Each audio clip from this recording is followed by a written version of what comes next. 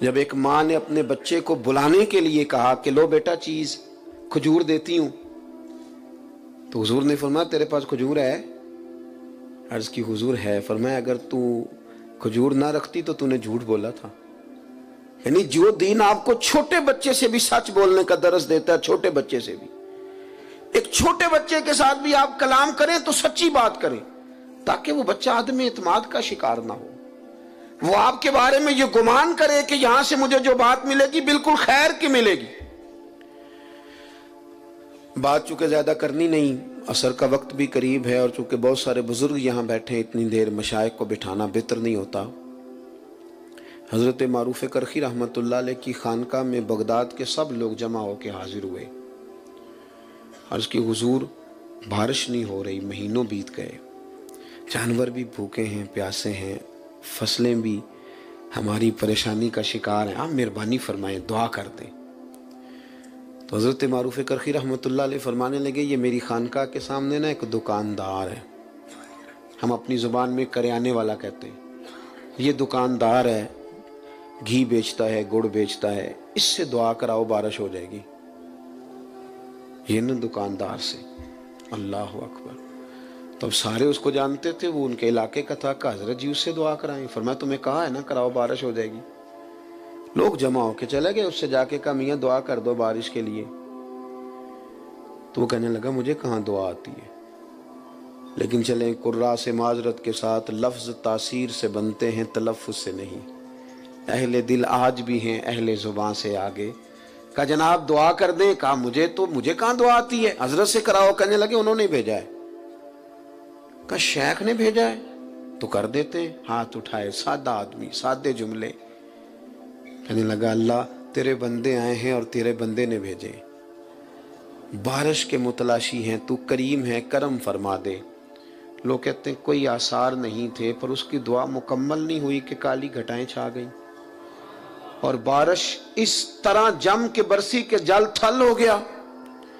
باقی لوگ تو چلے گئے، اہل دل حضرت معروف کرخی کی خدمت میں حاضر ہوئے۔ عرض کی حضور یہ تو ہمارے ساتھ نماز پڑھتا ہے، کلاس فیلو ہے، اسی محلے میں پیدا ہو کے بڑا ہوا ہے، کوئی رات کو الگ سے آ کے نماز پڑھتا ہے؟ فرمایا نہیں، اتنی ہی 5 نمازیں جتنی تم پڑھتے ہو، وہی اس کا حال ہے، کچھ زیادہ نہیں۔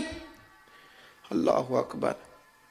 عرض کی حضور پھر کوئی تو خوبی ہوگی کہ قبولیت اس کی دعاؤں کی اتنی قریب ہے کہ وہ کشکول طلب پورا پھیلاتا بھی نہیں کہ رحمت برستی ہے، حضور کوئی بات؟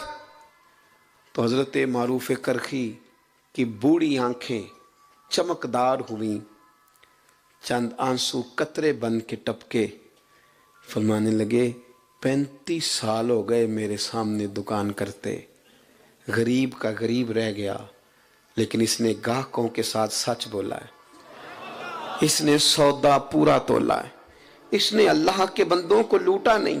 وہ جو 35 سال رب کی بات مانے نا، وہ جب ہاتھ اٹھا دے تو رب بھی مان لیا کرتا ہے، بس اتنی بات ہے۔ اس نے 35 سال دیانتداری سے وقت گزارا، اس کا دل صاف رہا، اس نے صفائی کے ساتھ ڈیوٹی کری۔ اب وہ جب ہاتھ پھیلاتا ہے تو مالک بھی قبول کر لیتا ہے۔ وہ میرے بھائی، اگر طبیعتیں اس طرح کی ہوں، لہجے اس طرح کے ہوں کہ ہم نہ بہت زیادہ پھیلنے کی بجائے محدود ہوں، لیکن سچے ہوں، کھرے ہوں، دیانت والے ہوں۔ تاریخ ہمیں بتاتی ہے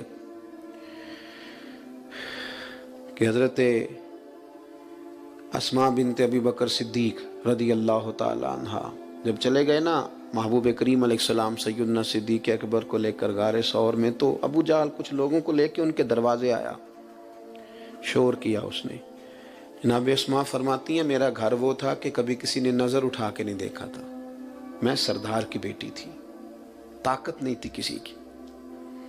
اس نے شور کیا تو میں پردہ اوڑے باہر نکلی، کہنے لگا کہاں گئے تیرے والد؟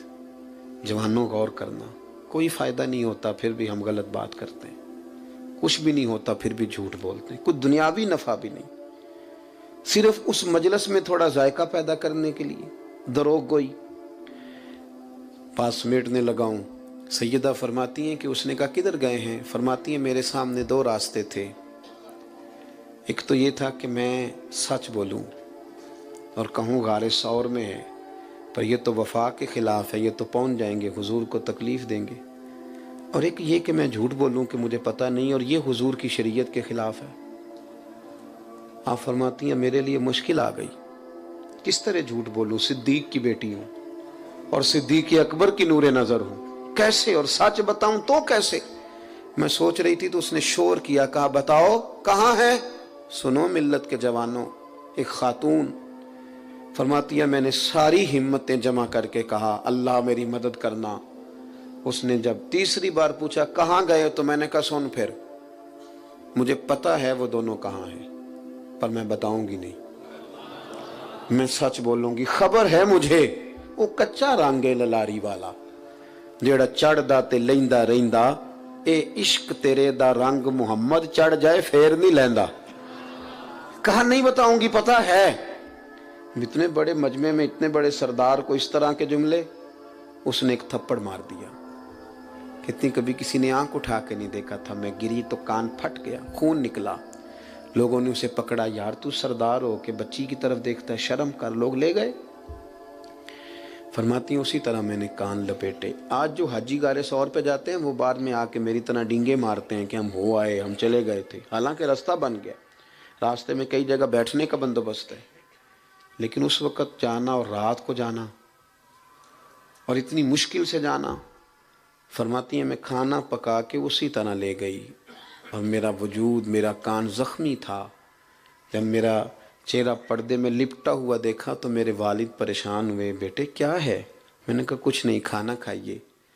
اور جب وہاں انداز اور طرح کا ہو گیا، پریشانی بڑی، تو محبوب بولے کہ اسماء بتاتی کیوں نہیں؟ کہتی ہیں میں نے وہ کپڑا ہٹایا تو خون پھر بہنے لگا۔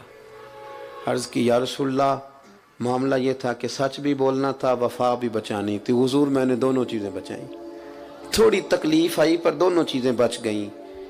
ہلکے سے آنسو حضرت صدیق اکبر کے نکلے، قربان جائیں، حضور نے خود اپنے ہاتھوں سے صاف کر دیے۔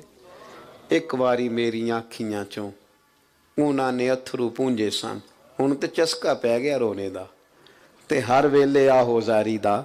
محبوب کریم نے تسلی دی اور پھر ہاتھ اٹھا کے کہا اللہ میں ابو بکر سے راضی ہوں، تو بھی اس سے راضی ہو جا، میں راضی ہوں تو راضی ہو جا۔ اپنے زبان پر آپ نے اصلاح معاشرہ نام رکھا، تو قرآن کہتا ہے تم سیدھی بات کرو، یصلح لکم اعمالکم، اللہ تمہارے اعمال سنوار دے گا۔